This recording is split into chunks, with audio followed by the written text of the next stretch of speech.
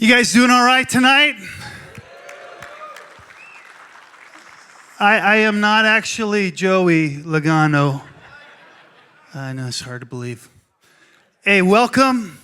My name is Zach Burris. I'm the lead pastor here at Grace Covenant. Before I welcome Joey to the stage, I just wanted to personally welcome you. We're going to tell you a little bit more about our Wednesday night service shortly. Before I forget, I just wanted you to know that we have a partnership with Motor Racing Outreach, and we have a worship service every Wednesday night at Grace Covenant Church in this room.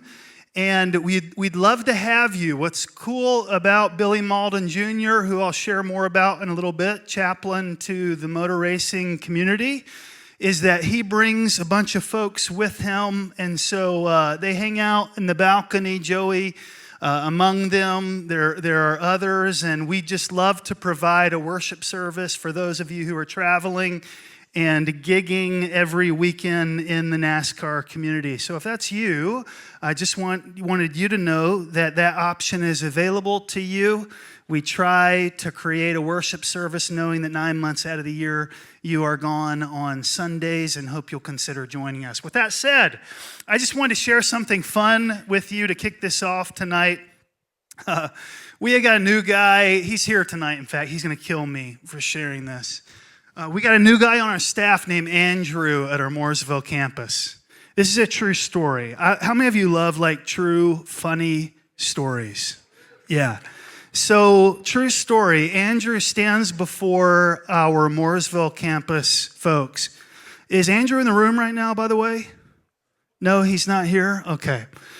Andrew says, he's given announcements, and he says, hey, I just wanted to invite you guys to our Sportsmen's Dinner coming up a few weeks from now.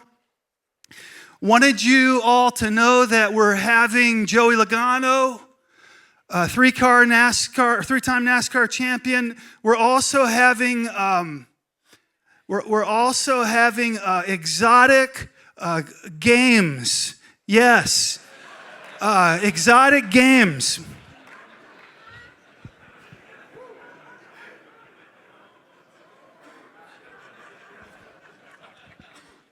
And our campus pastor, Steve Robbins, is leaning against the back wall. And he says, no, we're not having exotic games. We're having exotic game, Andrew, which is meat from various places around the world, not a form of adult entertainment. Okay? So relax, everybody. That being said, our Mooresville representation shot sky high. We had quite a few from the Mooresville campus we didn't expect to show up that are here. So I'll tell you what, this guy whose hype video we just watched knows how to celebrate.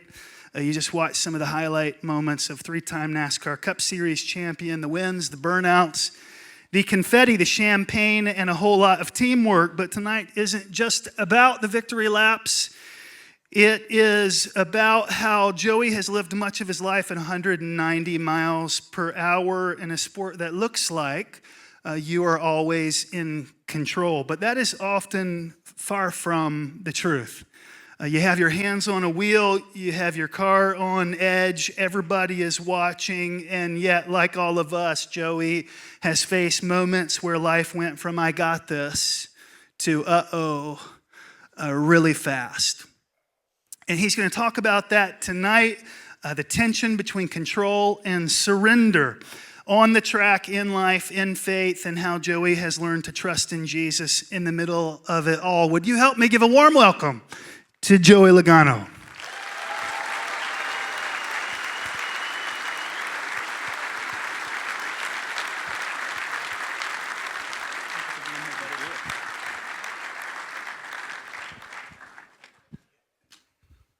Hey. How you doing? I'm great. This is amazing to see so many people here. We've been talking about this event for, I feel like it's been, 3 or 4 months since you asked me to come out here? Yeah, and he just about called me yesterday to fake that he was sick and couldn't make it. I just wanted to see what he'd say. Yeah. I wanted to see him scramble for us. I'm glad he thought better. Hey, listen, a lot of you guys know Joey as a three-time NASCAR Cup Series champion. He's been racing his whole life. Joey, I just thought we'd start by answering the question, do you remember a time where you looked in the mirror and thought to yourself, man, I'm actually really good at this? I remember some of that. I also remember the moment I realized I'm not that good at this.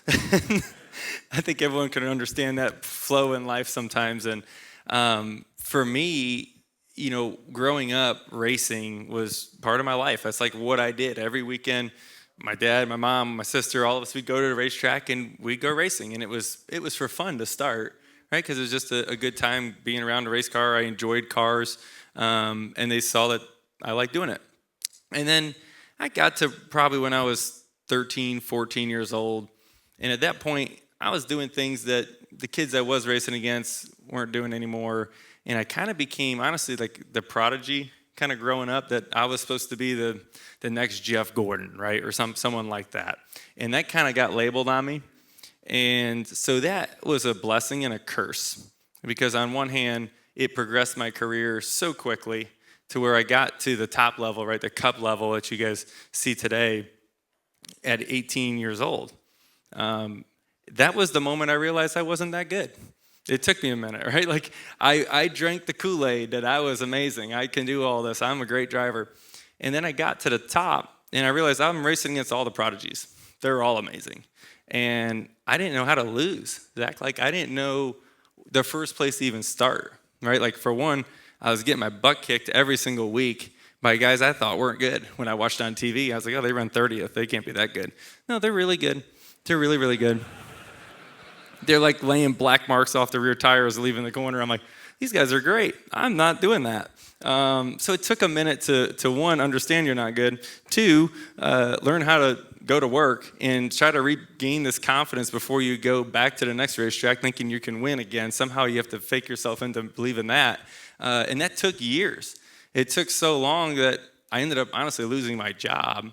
So I worked at Joe Gibbs Racing, just right up the road from here. Great place. But it just didn't work. Like for 3 years of my career, it wasn't going to work. Didn't win enough. And by the grace of God, the 22 car opened up. And I've been driving that for the last 14 years with the same sponsors, the same team. Like everybody is still there. And it's, we've won 30 races and 3 championships, and it's just been what I needed to get through that. But there was a trench in there for a little bit, but I needed it, right? I think everyone understands, like sometimes you need to have that humbling experience to realize what's important and learn about yourself. Because if it wasn't for those moments, I wouldn't be the man I am today. You, like me, people say of us that you only work on Sundays. Right.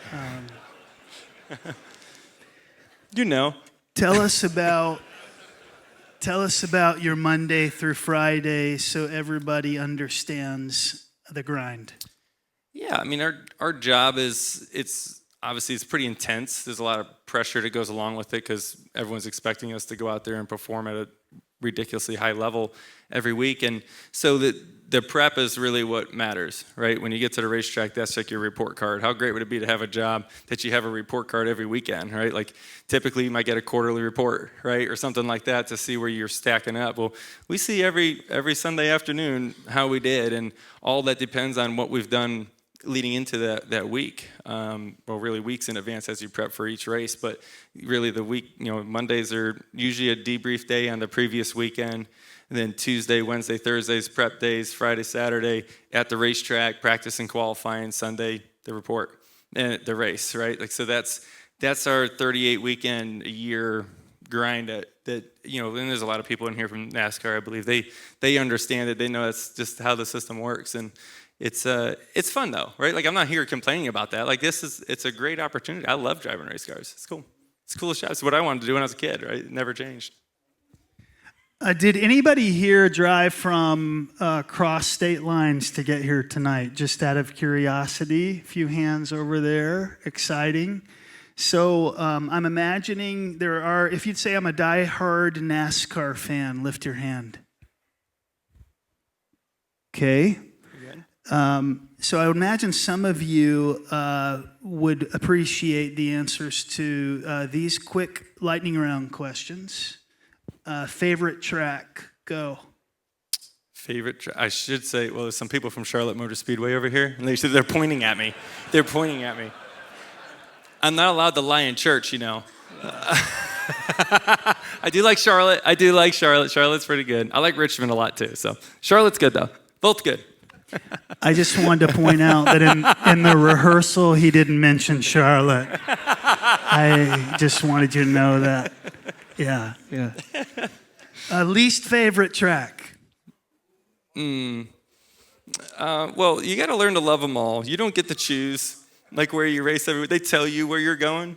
So you better learn to like it, but obviously the ones you run good at, the ones you like, right? Like I know if you can win there, that's the ones you look forward to going to the most. Some of them, road courses and me don't really match really well right now. So short track ovals, that's kind of my thing. You said Charlotte in the rehearsal. I did. He made that up. That was unreal. No. Best trash talker in NASCAR? Some are decent at it. I like to think I'm okay at it. It's kind of part of the game, right? It's probably like a psychological warfare sometimes out there of just, you know, you're competing. The race is not just on the track. Like the race is constantly. If you have to think that way at least, then, you know, if you can get your competitor's head a little bit, you're going to push that along a little bit. Yeah. So you are the best trash talker in NASCAR? All right, I love it. Pre-race ritual that you just have to do? I don't have any. I'm a routine person. Like I want to do everything the same.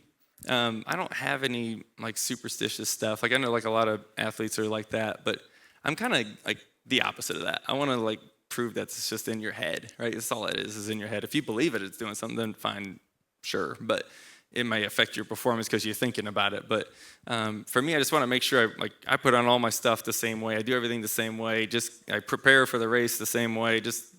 It makes me feel ready, right? And it's that, you know, every T is crossed and every I is dotted kind of situation. Yeah.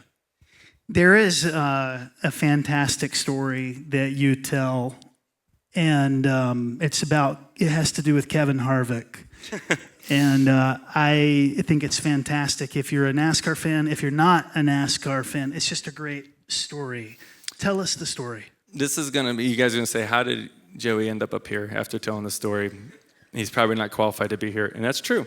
But I'll tell you the story. So when I first started in the cup level, you know, I was 19 years old at this moment. Again, I believed in myself so much. I was amazing. I was not. So anyways, I started getting pushed around on the racetrack a little bit. Kevin Harvick at the time was, you know, great racers, and we're friends now, so I can tell the story. But we kind of started wrecking each other back and forth, right? It's how our sport works. It's kind of eye for an eye kind of thing, and yeah, it's not that funny when you're in the middle of it. And so he ended up wrecking me, and at the time, his wife would wear a fire suit. We're not really sure why, but I got on the TV afterwards, after I got wrecked, and I was mad, and I made it a little personal. And I should have done this. This is where I went wrong. But I said, you know, it's not Kevin's fault. His wife wears the fire suit in the family. And that was wrong. That was not one of my better moments. And we played with it since then. We became friends. Now I drive the shell car. At the time, he was driving the shell car. So we had a throwback weekend where my car was painted as his at that time. My wife put a fire suit on. So it was like a full circle funny thing. Yeah. So like I said, I'm not surely like qualified to be here talking tonight. I have some things that I think are important. But yeah, I've just like everyone here, I've made mistakes. Mine just live on YouTube now. Our theme tonight is control traps. Steve McWhirter has a testimony that you'll hear momentarily, lack of control to finding control in Christ. We have a video queued. Describe to us what we're about to see in this video. Yeah, so I wanted to try to explain something that we do inside the race car that really applies into the everyday life. So if we cue the video up, what we're going to see is the end of the Daytona 500 from this year. If you're a race fan, you know this doesn't end good for me. But I'm here, so it's not that bad. But it goes from a moment where I'm in complete control. I'm driving this race car. I have a shot to win the Daytona 500, and it's going to go haywire.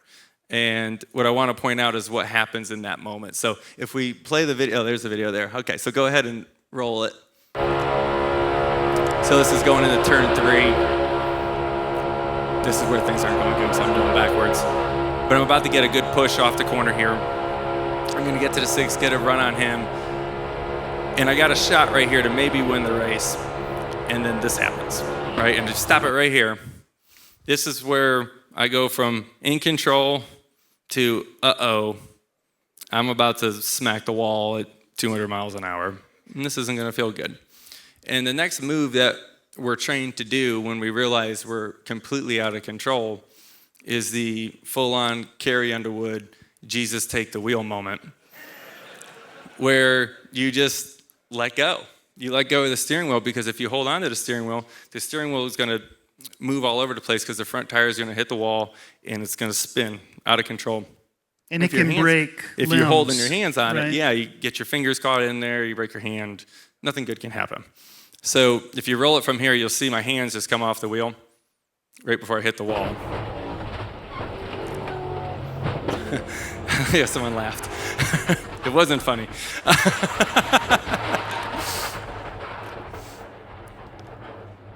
But I think the point of it here is the faith that you eventually have to put in God to control the situation around you.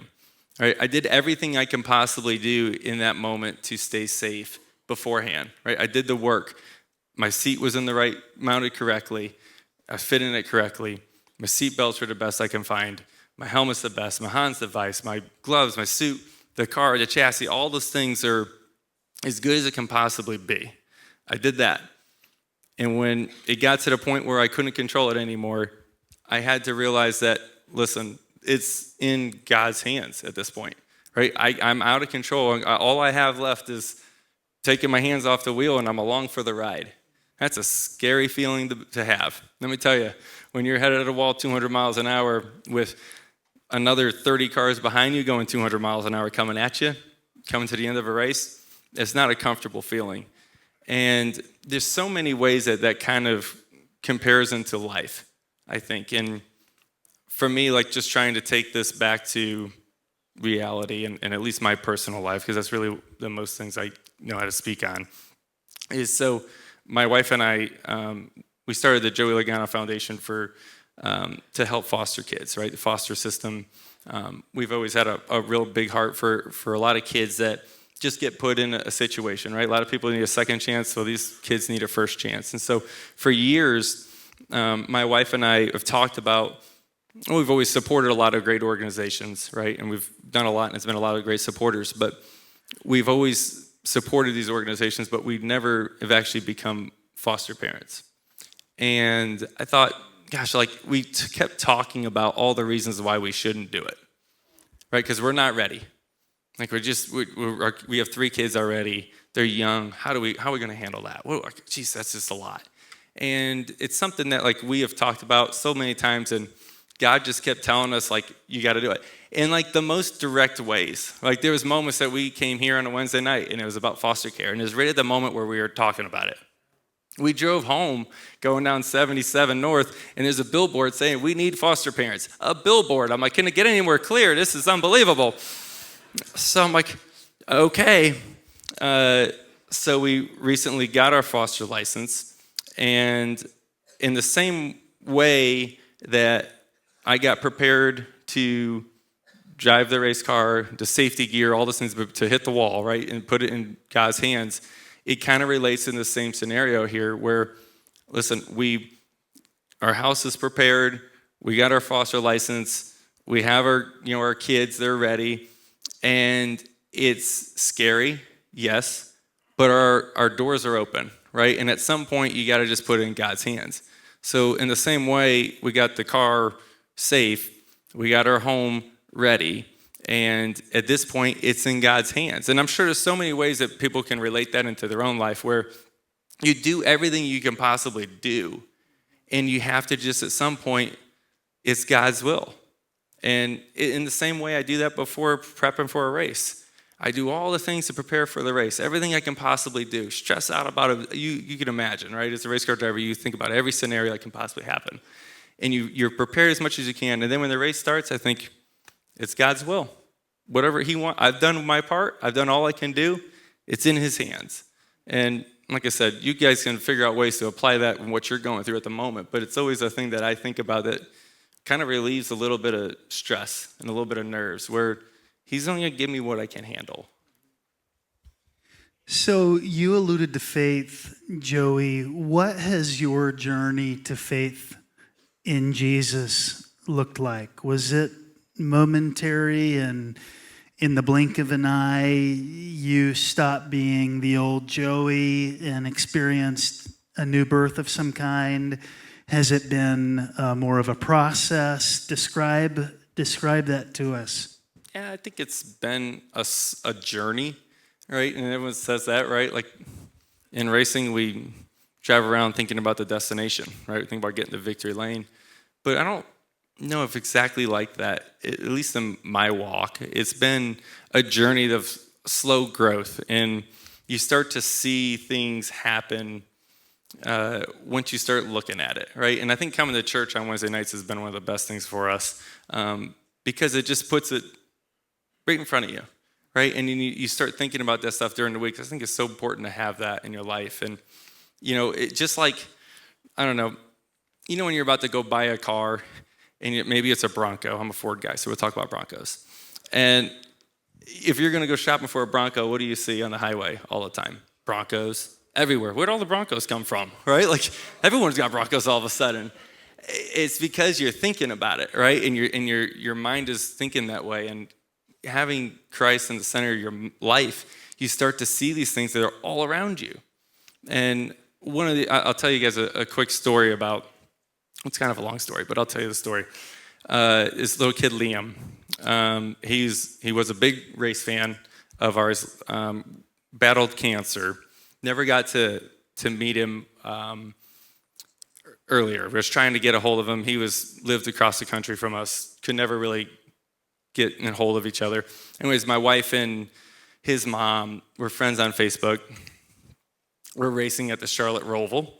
And at time in the playoffs, we were kind of right on this cut line. So if we do good enough, we make it to the next round. If we don't, we're out. Well, we didn't do good enough. We got knocked out. Driving home, kind of a bummer moment, right? Like, the season's over, I'm knocked out. That stinks. My wife's on Facebook in the passenger seat, kind of seeing her messages or whatever, sees that Liam was at the racetrack. We're like, oh my gosh, we didn't know that. Well, tell him to come to our house. Like, we're driving home. They're in Concord. Like, tell them to just drive over. So they show up. Anyways, he was 7. My oldest at the time was 7. They were playing. I get a phone call. It says the team that made it to the next round got disqualified for being too light. He's out. You're back in. I'm like, holy cow, I'm back in. I'm like, you guys aren't going to believe this. We go to the next weekend. We win. 3 weeks later, we race for a championship. We win the championship. That's great. You move on to the next year. We had a mediocre start to the year. Haven't won yet. It's kind of towards May. And we get to Texas.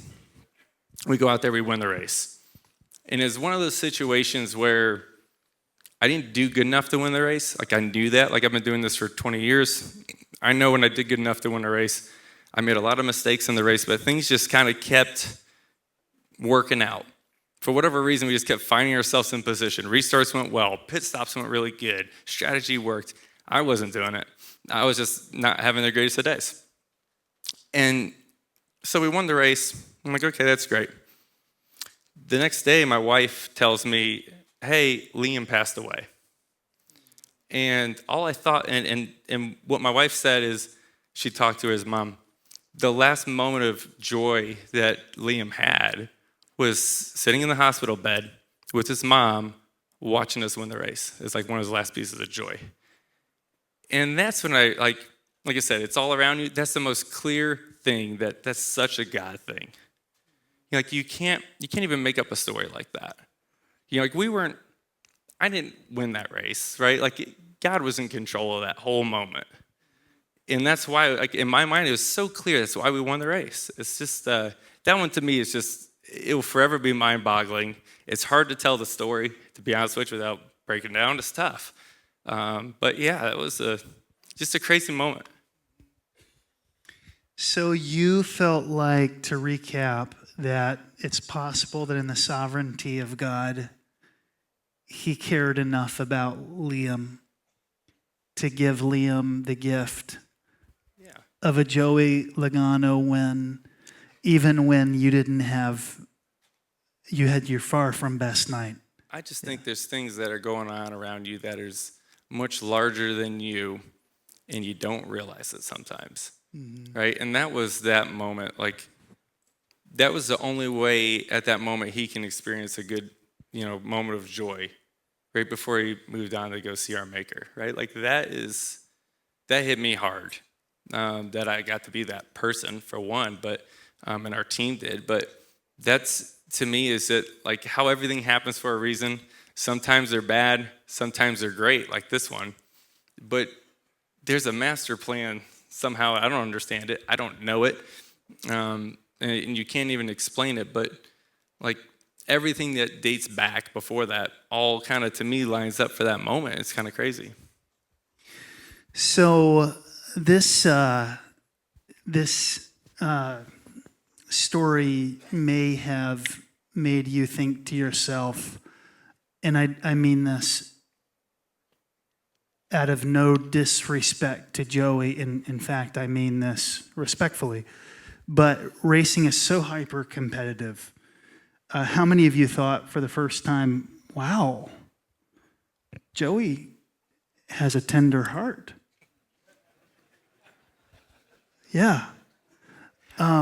I held it together pretty good that time. The first time I told him this story, I was in his office and I was talking about it, and I was like, dude, I can't make it here. Like, I don't think I can tell it on stage. I did better this time.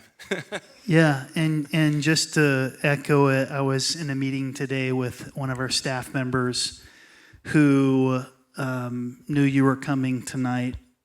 She has had a degenerative disease for many years. In fact, when you were 19, with Joe Gibbs Racing, she was a part of the team, and you came into her office at one point and said, hey, Cynthia, I don't know much about you, but would you kindly tell me more of your story? I hope you don't mind me encroaching here, but what is going on with your health? And she made the remark to me today that she thinks you're pastoral. No. Like I said, just Have go you back ever to thought of you watch yourself as a YouTube, and I won't be pastor? allowed to. Okay. No, I just think that, like, listen, like my job, when I kind of started racing, it was kind of like about me. I wanted to win for me, for my pride, for my stats, my championships. I wanted to do all that. And you start to realize that, am I really making a difference in the world? Like, as you get older, you start to kind of view things differently. You get married, you have kids, you kind of start to think about, like, gosh, what's really important here? And my job is one of the most pointless jobs, if you think about it. Like, I drive 500 miles in a circle to end up in the same place. And they're like, whoa. But you can use that platform. It's an amazing platform that God's given me, right? Because as goofy as that sounds, I'm not up here speaking in front of, 1,100 men tonight, right? Like that's not possible. So I have this amazing platform where I can impact people's lives in such a positive way. All of a sudden, driving in circles doesn't sound so dumb anymore, right? Like, I can do a lot with this.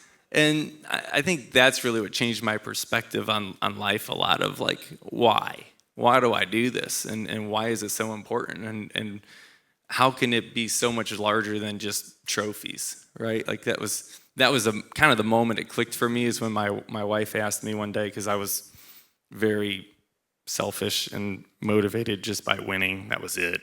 And she asked me one day, she was like, when you're on your deathbed, do you want trophies or people around you? I'm like, both. Both would be cool. So this is my both tonight. Thank you. This is what it's about. So I just returned from the nation of Israel a week ago Thursday. So it would have been less than 48 hours before they attacked Iran. I saw where Jesus rubbed mud in the blind man's eyes. I saw the empty tomb. For someone here who thinks about God but has never really trusted fully in Jesus, that he was a real historical figure who actually died on the cross to take the penalty that we deserved, and is the only one who's ever done it without help or assistance. What was the first step for you in accepting this truth, and what could be a first step for them tonight? Well, you already made the first step. You're here, right? Like, and I was, I got invited to church by a friend, right? That's how my journey started. Is a friend of mine invited me, and it's so important in who you hang out with, right? You want to hang out with the people you want to be like, and when you start to, then you kind of start to take over a little bit of your own faith and in learning and seeing, and everyone has their own way. I can't say for me it was like a click aha moment. It's like it was a slow process, because honestly, you think about it, some pretty unbelievable stuff when you start reading the Bible. Like, and you start hearing Zach up here preaching, you're like, that's wild. But then there's moments like I explained to you tonight about Liam, right? Or why I'm with Team Penske now and how my career has gotten to this point. Like, there's no explanation that can logically make sense. And that to me is the proof, right? That God is real, that I should fully entrust in him. And that I'm one of those people that's a very logical thinker, that I have to think that through, and it takes time. And so it's taken me probably longer than it should have. But I think everybody's journey is different, right? Nobody's going to be the same. Everybody's testimony in here is different, right? So, but the first step is being here, being present. I know Billy Malden and MRO Motor Racing Outreach Chaplaincy to NASCAR has become like family to you. I see you guys sitting together on Wednesday nights. You're tight-knit. Can you tell us a little bit what MRO has meant to you and Brittany and the entire racing community? Yeah, so MRO, Motor Racing Outreach, they've been coming to the racetrack way before my career started. And they are our mobile church is what they are. So like, we're gone a lot. They minister to not just drivers and teams, but also to fans, right? Because we race on Sundays. And how do you get your fill, right? Like, how do you get to that point? And Billy does an incredible job. They have a great team of people that travel to the racetrack every weekend.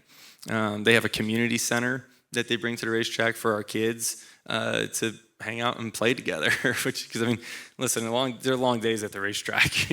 My wife's a saint to be able to do all of it, but they help with all that. And then they come here on Wednesday nights. That's one of the best things that Grace here has done is started the Wednesday nights for us weekend warriors, right? Whether you're in the sport, sure, but there's a lot of people that have to work on weekends that aren't in NASCAR either.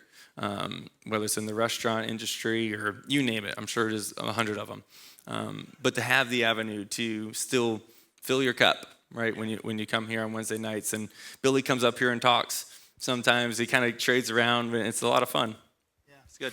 So Billy expressed his condolences for needing to miss. He was flying out west someplace on business, but he did want to say that he loves NASCAR, that he wished he could be here, and in absentia, Billy wanted me to let you know that MRO would like to add to tonight's door prizes 4 suite passes and a parking pass for the Coca-Cola 600 in Charlotte on Memorial Day weekend, May 24, 2026. It is the longest race of the year. It begins at 6 p.m. that Sunday night. This was a very generous gift. Would you help me thank Billy and all of our sponsors for what they've generously given to help make tonight a great night? And John, do we have a name for that awesome gift? Is John Wicker here? John Wicker? Congratulations, John. Hope you enjoy the race, friend. Joey, stand up here with me. I just want to pray for Joey. If you wouldn't mind, I was joking with the band that I don't like prayers for the sake of transition, so that you'll all close your eyes so you won't see the band coming out. So they came out in advance. So you know this prayer is sincere. But I want to pray for Joey. Lord, I thank you. I know this man and many others are under a lot of scrutiny. They have a lot of eyeballs on them. They are expected by powerful people with partnerships to say things certain ways and to not say certain things that they may value. And Lord, I think you're doing a work. It's been a journey, but you're continuing to shape Joey's life and heart. And I just pray that you would equip him with wisdom, Lord, and discernment as he continues to lead his family, Lord, and as he continues to make the best of every opportunity to share your gospel and point people to yourself. We thank you for tonight. In Jesus' name we pray. Amen. Amen. Let's give Joey a hand and thank him again for coming. Thank you, buddy.